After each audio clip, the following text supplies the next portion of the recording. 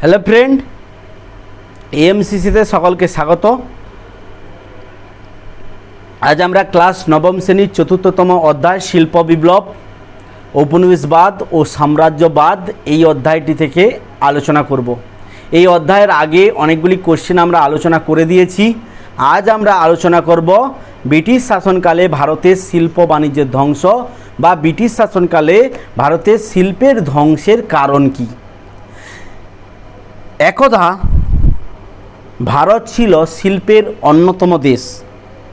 সে আমদানির হোক বা রপ্তানি হোক, ভারত ছিল তখন শিল্পের ক্ষেত্রে গুরুত্বপূর্ণ দেশ। কিন্তু ইংল্যান্ডরা যবে থেকে ভারতের উপর তাদের সাম্রাজ্য প্রতিষ্ঠা করে, তবে থেকেই ভারতের শিল্পের ধীরে ধীরে অবনতি ঘটতে শুরু করে। আর এরই কারণ আজ আমরা আলোচনা করব। সর্বপ্রথম যে কারণটি হচ্ছে সরকারি পদক্ষেপ। সরকার কিছু আইন তৈরি করে। এই আইনে বলা হয় ইংল্যান্ডে বাংলার রেশম ব্যবহার বন্ধ। অর্থাৎ বাংলা থেকে যে রেশম বস্ত্রগুলি ইংল্যান্ডে যাবে সেগুলি ইংল্যান্ডের লোকেরা যেন না ব্যবহার করে। ভারত থেকে যেসব রঙিন বস্ত্র, যেসব রঙিন সুতির বস্ত্রগুলি যেত সেগুলিকেও বন্ধ করে দেওয়া হয়।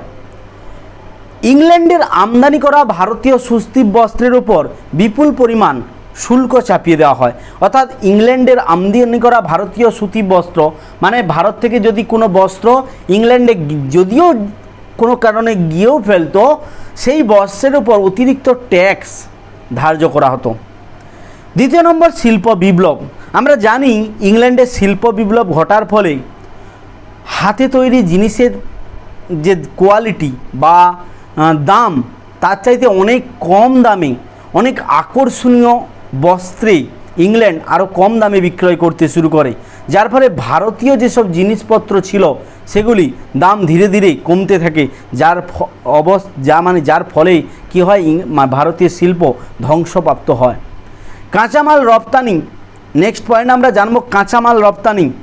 ব্রিটিশ সরকার ভারতের শিল্পজাত পণ্য রপ্তানি বন্ধ করে ভারতকে কি করে দেয়, মানে পণ্য রপ্তানি বন্ধ করে। সেখানকার যে আমার একটা মেনলি কথা, যদি এখানের ধরো ধান পাওয়া যায়, ধান থেকে চাল পাওয়া যায়, সেই চালের উপর ধানের উপর ট্যাক্স করে দেওয়া আছে, কিন্তু যাতে ইংল্যান্ডে না বিক্রি করা হয়। কিন্তু এখানে ধানকে তারা নিয়ে গিয়ে তাকে ফেস করে আবার এখানে এসেই বিক্রি করতেছে। অর্থাৎ ভারতকে করে ফেলছে কি কাঁচামাল একটা দেশে, যার থেকে নিগড়িয়ে নিয়ে গিয়ে ইংল্যান্ডে তৈরি করে আবার সেই জিনিসকেই ভারতে বিক্রি করা। এই যে ভারতকে এই রকম একটা মানে অবস্থায় পৌঁছে দেওয়া, যার ফলে কি হয়েছিল, এখানকার শিল্প ধীরে ধীরে অবনতি হয়েছিল। তার উপরও কি কর নীতি। এখান থেকে কোনো জিনিস যদি ইংল্যান্ডে যেত তাহলে মাত্র 2% শুল্ক পড়তো। সরি, আমার বলাটা ভুল। যদি ইংল্যান্ড থেকে কোনো জিনিস এখানে আসতো তাহলে সেখানে 2% শুল্ক পড়তো। অন্যদিকে এখান থেকে যদি কোনো জিনিস ইংল্যান্ডে যেত সেখানে 10% শুল্ক পড়তো।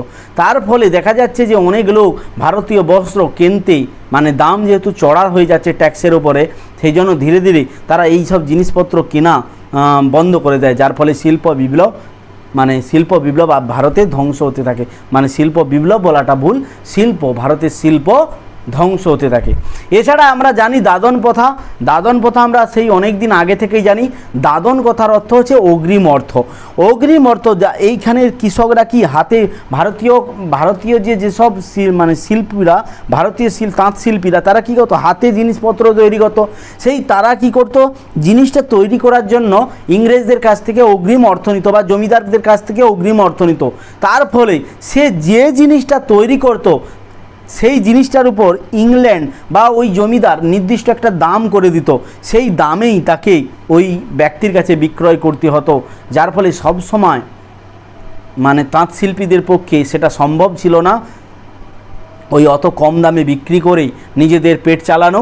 তার ফলেই তারা এই শিল্প জিনিসটাকে ত্যাগ করে দেয়। এছাড়া ছিল বণিকদের বিতাড়ন।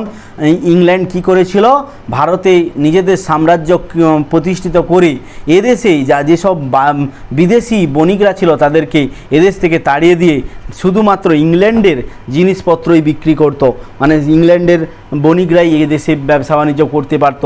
তার ফলে ইংল্যান্ডের জিনিসের দাম কম হওয়ায় ভারতে জিনিসের দাম বেশি হয়। ধীরে ধীরে মানুষ ভারতীয় বস্ত্র বা অন্যান্য জিনিস কেনা কমিয়ে দিয়ে ইংল্যান্ডের জিনিস কিনতে থাকে, যার ফলে ইংল্যান্ডের শিল্পের বিকাশ ঘটে, অন্যদিকে ভারতীয় শিল্পের ধ্বংস সাধন ঘটে। আশা করি তোমরা কোশ্চেনটার অ্যান্সার পরিষ্কারভাবে বুঝতে পেরেছো।